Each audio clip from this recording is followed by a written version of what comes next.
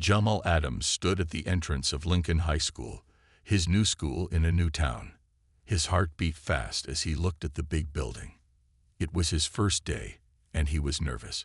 He had moved here last week with his mother after she got a better job. Jamal was 16 years old, tall for his age, with dark skin and short black hair.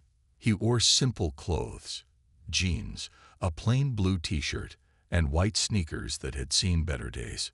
Jamal took a deep breath and walked through the main doors. Inside, the hallway was full of students talking, laughing, and going to their lockers. Many eyes turned to look at him. Jamal was used to this. Being the new kid was nothing new to him. This was his third school in 2 years. "Excuse me," Jamal said to a girl with glasses who stood near the office. "Where is the main office? I need to get my schedule." The girl pointed down the hall. "It's right there on the left. You can't miss it." Jamal thanked her and walked to the office. The secretary gave him his class schedule and a map of the school. His first class was English in room 203. As Jamal walked up the stairs to the second floor, he felt people watching him. He kept his head up and his face calm. His grandfather had always told him, "Never let them see you scared." What no one at this school knew was that Jamal was not just any ordinary new kid. Back in his old neighborhood in Chicago, Jamal had trained in boxing since he was 7 years old. His grandfather, a former amateur boxing champion, had taught him everything he knew. Later, Jamal had also learned mixed martial arts at a community center. He had even won several youth tournaments. Fighting was not something Jamal looked for, but he knew how to defend himself very well. Jamal found room 203 and walked in just as the bell rang. The teacher, Mrs. Johnson, a middle-aged woman with a kind smile, stopped talking and looked at him. "You must be our new student," she said. "Please come in." Jamal gave her his schedule, and she nodded. "Class, this is Jamal Adams. He's joining us from Chicago. Please make him feel welcome." 25 pairs of eyes stared at Jamal. Some faces looked friendly, others curious, and a few looked cold. Mrs. Johnson pointed to an empty desk near the back of the room. "You can sit there, next to Kevin." Jamal walked to his seat, feeling the stares follow him. The boy named Kevin, a thin kid with glasses, gave him a small nod. As Jamal sat down, he noticed a group of boys in the corner watching him. They wore expensive clothes and had smirks on their faces. The biggest one, a muscular boy with blonde hair, whispered something to his friends, and they all laughed while looking at Jamal. Jamal knew trouble when he saw it. He had dealt with bullies before. He opened his notebook and focused on the teacher, trying to ignore them. But he could feel their eyes on him, measuring him, already deciding he was an easy target. During class, a crumpled paper hit Jamal's desk. He opened it carefully. Inside was a crude drawing of a black boy running away from a group of white boys. Under it were the words, "Go back where you came from." Jamal slowly folded the paper and put it in his pocket. His face showed nothing, but inside, a familiar feeling grew. Not fear, but a calm readiness. These boys had no idea who they were dealing with. Jamal turned slightly and looked directly at the blond boy, who was still smirking. Their eyes met, and for just a moment, Jamal let his guard down enough to show what was really behind his calm face. The blond boy's smirk faltered for a second. Then the bell rang. Jamal made it through his first 3 classes without any more trouble. At lunchtime, he walked into the crowded cafeteria, tray in hand, looking for a place to sit. Most tables were already full of students who clearly knew each other well. He spotted an empty seat at a table near the window and headed that way. Just as Jamal was about to sit down, a foot shot out and tripped him. He stumbled forward, but with the quick reflexes from years of training, he managed to keep his balance and save most of his food. Only his milk carton fell, spilling across the floor. Loud laughter came from behind him. Jamal turned to see the blond boy from his English class and 4 friends sitting at the next table. The blond boy had a wide grin on his face. "Oops," he said. Didn't see you there, new kid. Jamal took a deep breath. His grandfather's words echoed in his mind. Choose your battles wisely. No problem, Jamal said calmly. Accidents happen. The blond boy's smile faded, clearly disappointed that Jamal didn't get angry. A lunch worker came over with a mop, and Jamal apologized for the mess even though it wasn't his fault. As Jamal sat down at the empty table, Kevin from his English class approached. Can I sit here? Kevin asked. Sure, Jamal said. Kevin sat down and looked over at the group of laughing boys. That's Brad Thompson and his friends, Kevin said quietly. They run this school. Brad's dad is rich and on the school board, so Brad thinks he can do whatever he wants. Does he bother you too? Jamal asked. Kevin nodded. Me and most kids who aren't in his circle. I've been his favorite target since 6th grade. They ate in silence for a few minutes before Kevin spoke again. They're going to come after you, you know. They always do this to new kids, especially. He stopped, looking embarrassed. Especially black kids. Jamal finished for him. Kevin nodded. There aren't many black students at this school.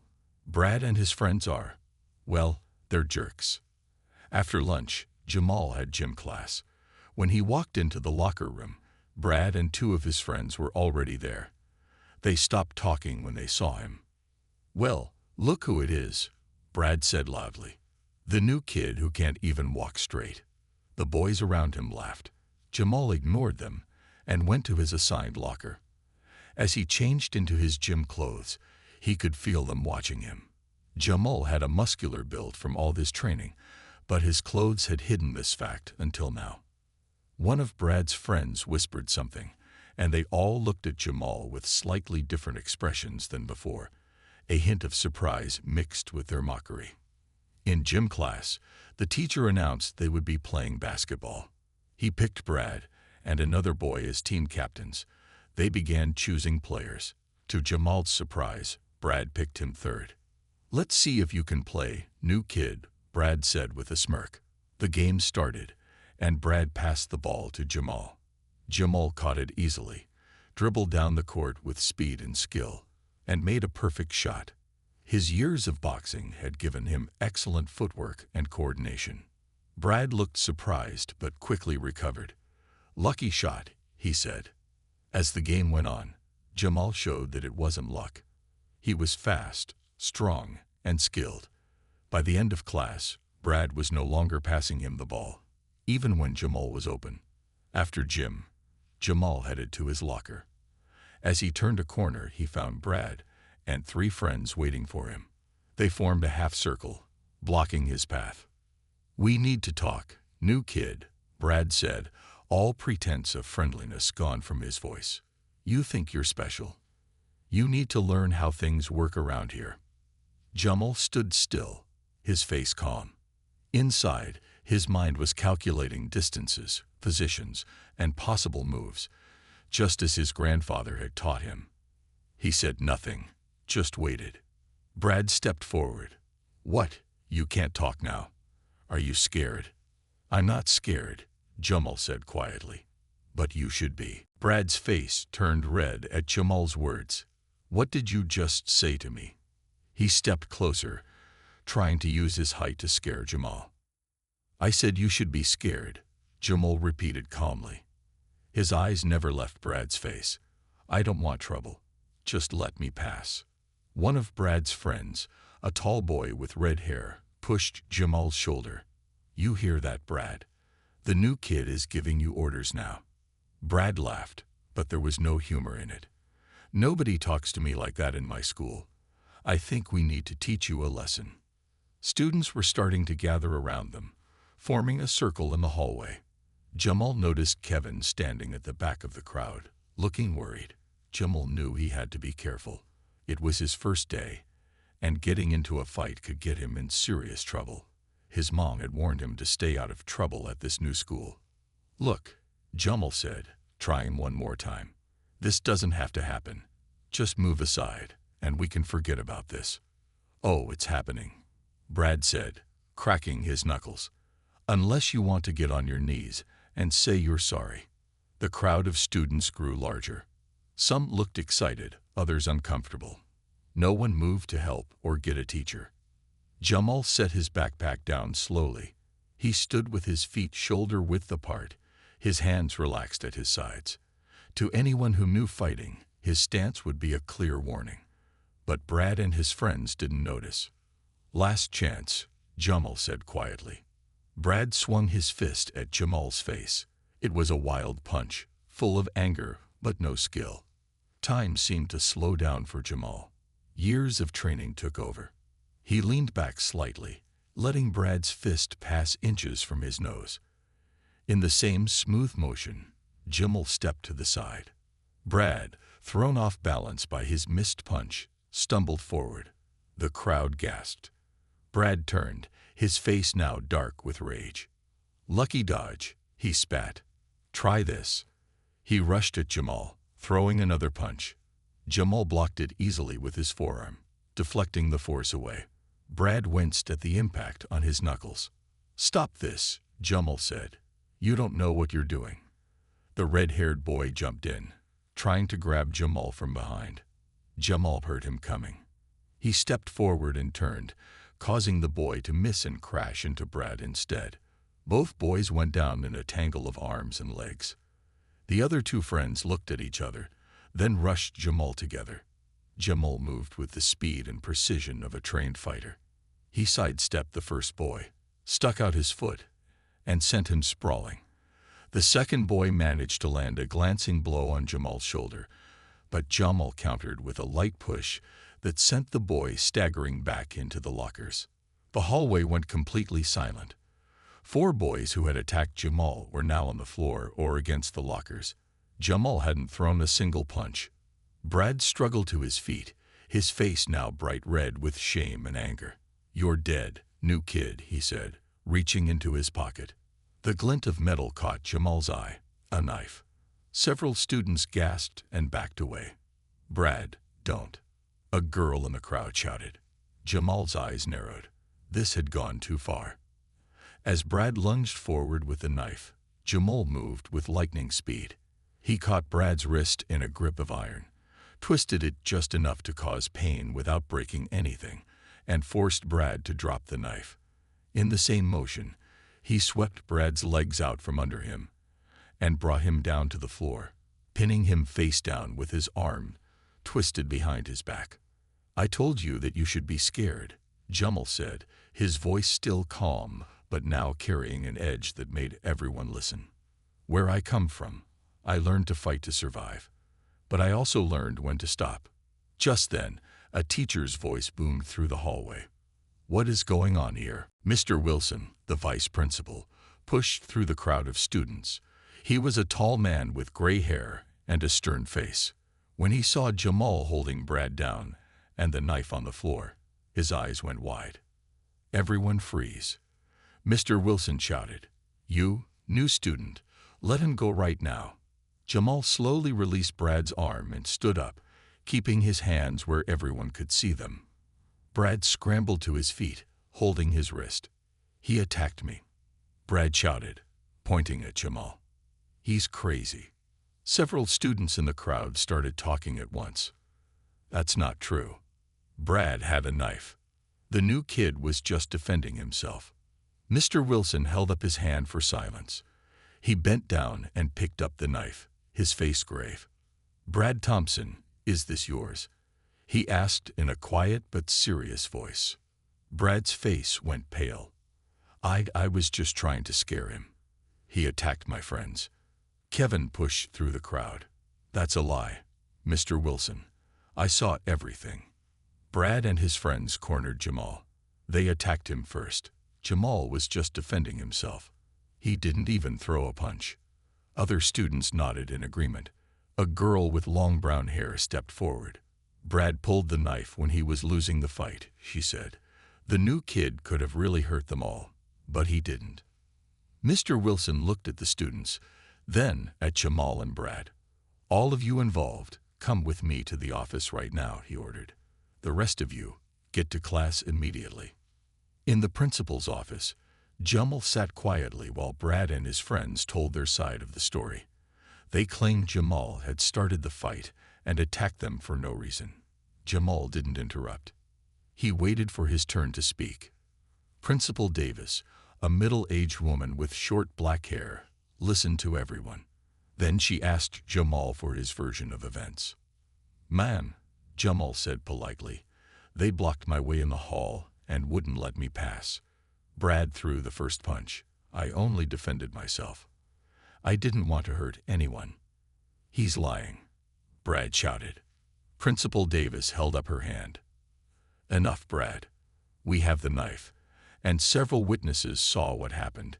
This is very serious." She turned to Jamal. "Mr. Adams, while I understand you were defending yourself, fighting is against school rules. However, from what I've heard, you showed remarkable restraint." She looked at all the boys. "I'm calling all of your parents. Brad, you are suspended for bringing a weapon to school. Your friends will have detention for 2 weeks. As for you, Jamal, since it's your first day and you were defending yourself, you'll have detention for 3 days." Brad's face turned red. "That's not fair. My father is on the school board. He'll hear about this." "Yes, he will," Principal Davis said firmly. "I'll be speaking to him personally about the knife." An hour later, Jamal sat in a chair outside the office, waiting for his mother to arrive. He felt bad about getting in trouble on his first day. His mother would be disappointed. Kevin walked by and stopped. "Hey," he said, "everyone's talking about what happened. The way you handled those guys was amazing." Jamal shrugged. "I didn't want to fight." "Where did you learn to move like that?" Kevin asked. Jamal hesitated, then decided to be honest. "My grandfather was a boxing coach in Chicago. He started training me when I was 7. Later, I took classes in mixed martial arts at a community center." Kevin's eyes widened. "So you're like a real fighter?" "I train," Jamal said simply. "Fighting should always be the last option." A girl approached them. It was the same girl who had spoken up for Jamal in the hallway. She had kind eyes and a warm smile. "Hi, I'm Maria," she said. "What you did was brave, standing up to Brad like that." She handed Jamal a piece of paper. "This is my number. Text me if you want someone to show you around school tomorrow. That is, if you're coming back." Before Jamal could answer, he saw his mother walking quickly down the hall, her face worried and confused. Mrs. Adams rushed to Jamal, her eyes full of worry. She was a tall woman who looked tired after a long day at work. She wore a nurse's uniform and had the same kind eyes as her son. "Jamal, what happened?" "The school called me at work. They said you were in a fight." She looked him over quickly, checking for injuries. "I'm okay, Mom," Jamal said. "I didn't get hurt." Principal Davis came out of her office. "Mrs. Adams, I'm Principal Davis. Please come in so we can talk." Jamal's mother gave him a look that said, "We'll discuss this later," and followed the principal inside. Kevin and Maria stayed with Jamal in the hallway. "Your mom seems worried," Maria said. Jamal nodded. "She works hard to give us a good life. I promised her I wouldn't get in trouble at this new school." "But you didn't start it," Kevin said. "Everyone knows that." Inside the office, Principal Davis explained everything to Mrs. Adams. She showed her the knife that Brad had pulled. "Your son showed amazing self-control, Mrs. Adams," the principal said. "He could have seriously hurt those boys, but he only defended himself without causing harm. That kind of restraint is rare." Mrs. Adams looked surprised. "So Jamal isn't being suspended. He will have detention for 3 days, as fighting is against school rules. But the other boy, Brad, is suspended for bringing a weapon to school."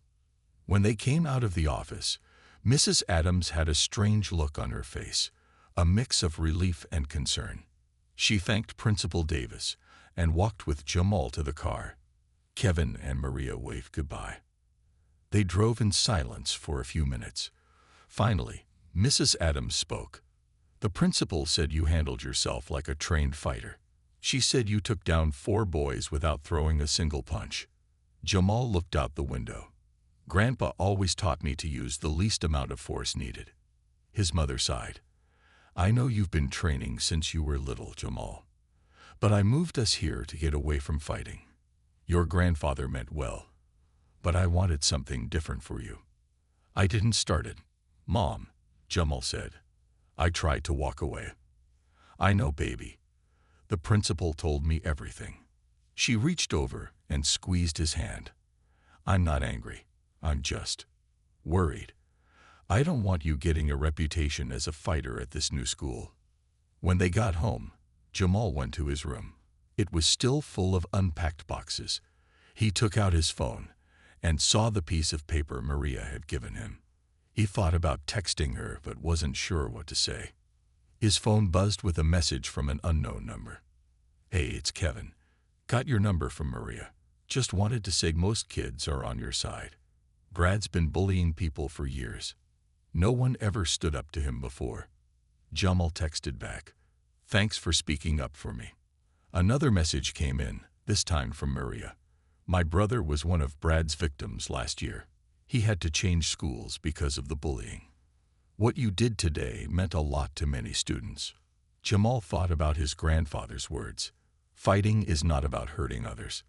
It's about protecting yourself and those who can't protect themselves. The next morning, Jamal woke up early. He did his usual workout, push-ups, sit-ups, and shadowboxing. His mother watched from the doorway of his room.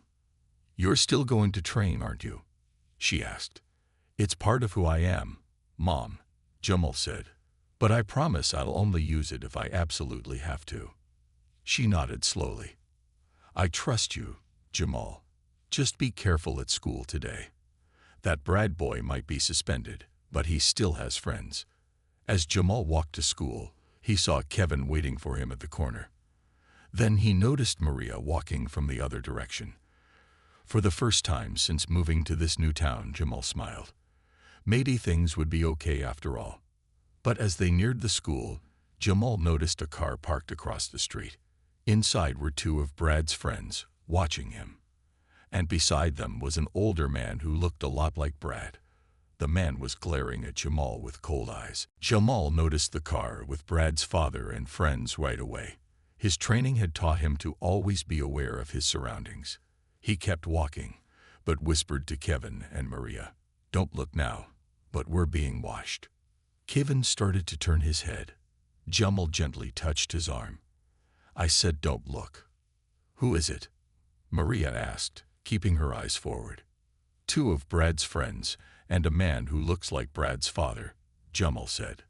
Maria's face went pale. Mr. Thompson. He's bad news. He thinks his money can fix anything. As they reached the school steps, the car door opened. Brad's father stepped out. He was tall like Brad, but with gray hair and an expensive suit. You there, black boy, he called out loudly. Several students turned to look. Jamal stopped and faced the man. My name is Jamal, sir, he said calmly. Mr. Thompson walked up to them, his face red with anger. You think you can attack my son and get away with it? Do you know who I am? Your son pulled a knife on me, Mr. Thompson, Jamal said. I just defended myself. Lies, Mr. Thompson shouted. My son would never carry a knife. You provoked him.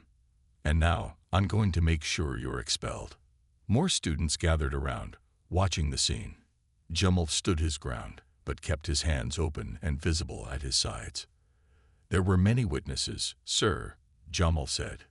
And the principal has the knife. Mr. Thompson stepped closer, pointing his finger in Jamal's face. Listen here, boy. I own half this town. One word from me, and your mother won't be able to find a job within 100 miles. How about that?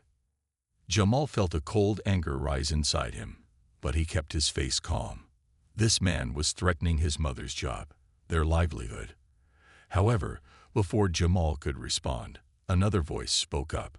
That sounds like a threat, Mr. Thompson, and there are at least 20 witnesses hearing it. Principal Davis walked down the school steps.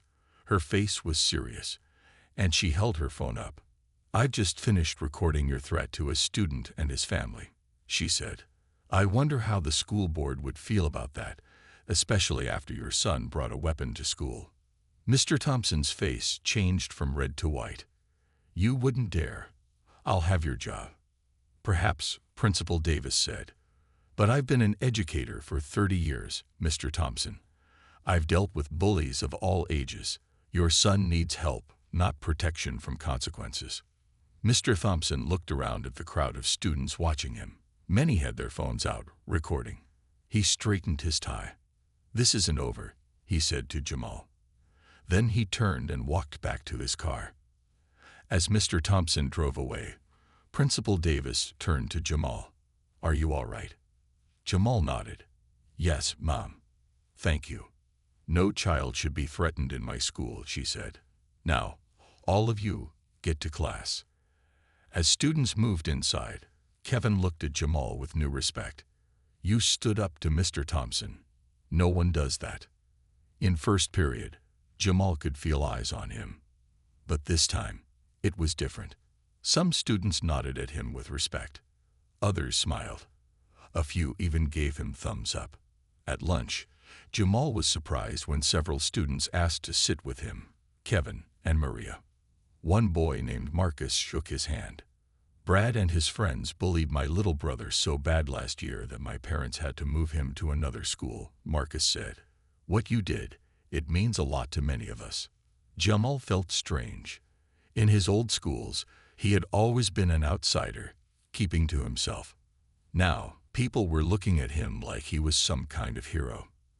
After school, Jamal was walking home when a black car pulled up beside him. The window rolled down, and he saw Mr. Thompson in the back seat. "Get in," Mr. Thompson said. "We need to talk." Jamal didn't move. "I don't think that's a good idea, sir." "I'm not asking," Mr. Thompson said coldly. The front door opened, and a large man in a suit stepped out. He was much bigger than Jamal, with hands like hammers.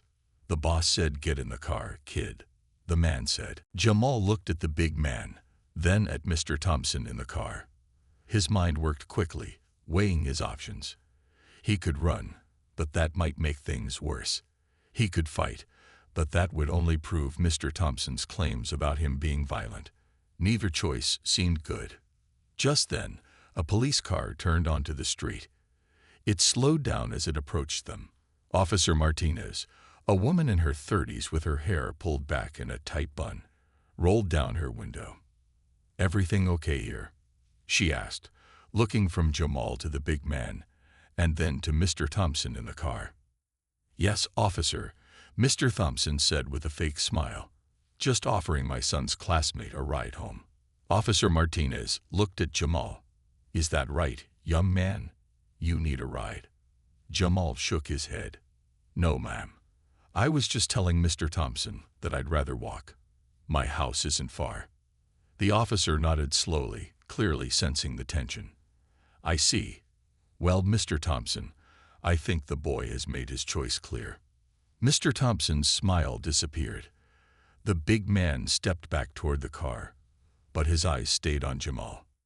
"I'll be watching you," Mr. Thompson said to Jamal before the car window rolled up. The black car drove away slowly. Officer Martinez got out of her patrol car. "You're the new kid involved in the incident at school yesterday, aren't you?" Principal Davis called the station about it. "Yes, Mom," Jamal said. "Thank you for stopping." "No problem. Do you want a ride home? I'm happy to take you." Jamal accepted the offer. In the police car, Officer Martinez asked him about what happened with Brad and his father. "That man has too much money and not enough sense," she said when Jamal finished his story. "His son is walking the same path. It's sad, really." When they reached Jamal's house, his mother was just getting home from work. She looked worried when she saw the police car. "It's okay, Mom," Jamal said quickly. "Officer Martinez just gave me a ride home." After the officer explained what happened with Mr. Thompson, Mrs. Adams was upset. "We moved here to get away from trouble, not find more," she said. Mrs. Adams, Officer Martinez said, "Your son handled himself well, both yesterday and today.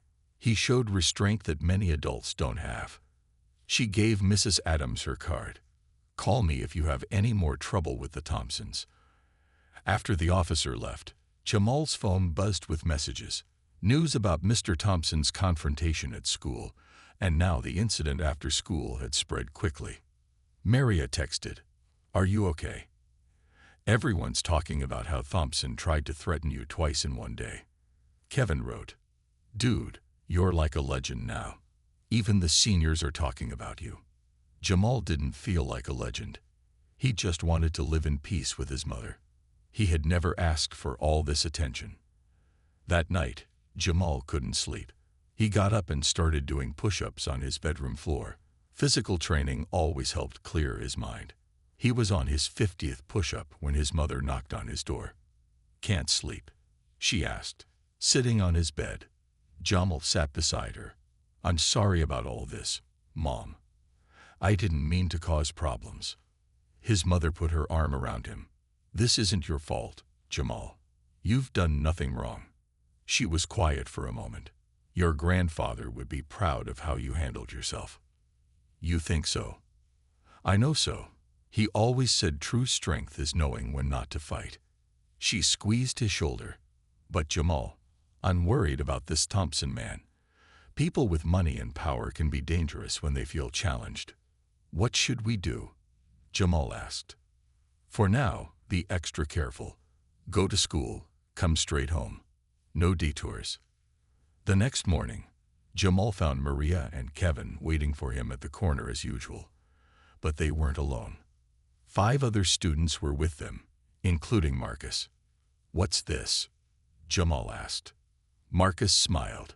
"We heard Thompson is still after you, so we figured you could use some friends watching your back." Jamal was surprised to see so many students ready to stand with him. He had never had a group of friends like this before. As they walked to school together, Jamal felt both grateful and worried. He didn't want others getting into trouble because of him. "You guys don't have to do this," Jamal said. "Mr. Thompson might come after you too." Marcus shook his head. "That's exactly why we need to stick together. Brad and his dad have bullied people in this town for too long. It's time someone stood up to them."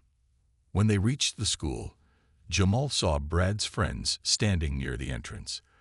They watched Jamal's group but didn't approach. Something had changed in the power balance at Lincoln High. During third period, the classroom door opened. Everyone looked up as Brad walked in. His face was bruised, and he had a bandage on his nose. He gave the teacher a note and then looked around the room. When he saw Jamal, his eyes narrowed with hate. Mr. Peterson, the math teacher, cleared his throat. "Class, Brad has returned from his suspension. Let's continue with our lesson." Brad took the only empty seat, which happened to be 2 rows in front of Jamal. Jamal could see Brad's shoulders were tense. Throughout the class, Brad kept turning slightly, glancing back at Jamal. When the bell rang, Jamal waited for everyone else to leave first. He didn't want any trouble. But Brad stayed in his seat too. When they were the last 2 students in the room, Brad turned to face Jamal. "You think you've won," Brad said, his voice low and angry. "You think you're some kind of hero now." "I never wanted to be anyone's hero," Jamal said calmly. "I just wanted to be left alone." Brad stood up, his fists clenched. "My dad lost his position on the school board because of you. He had to pay a fine for threatening a minor. Do you know what that did to my family's reputation?" Jamal stayed seated. "Your dad threatened my mom's job. You pulled a knife on me. What did you expect would happen?" Brad's face turned red. For a moment, Jamal thought he might attack right there in the classroom. But Mr. Peterson walked back in. "Is there a problem, boys?" the teacher asked. "No, sir," Jamal said, standing up and gathering his books. Brad just glared at them both and walked out. At lunch, Jamal sat with his new friends. They were talking about the upcoming school dance when Maria suddenly went quiet, looking over Jamal's shoulder. He turned to see Brad approaching their table. But Brad wasn't alone. 5 older boys that Jamal had never seen before were with him. They looked like they might be from the local college. "Those aren't students from our school," Kevin whispered. Brad stopped at their table, a smirk on his face. "Hey, fighting boy. These are my cousins. They wanted to meet you." The older boys crossed their arms and stared down at Jamal. The cafeteria went quiet as everyone watched. Jamal's friends looked nervous, but they stayed at the table with him. "We don't want trouble," Marcus said.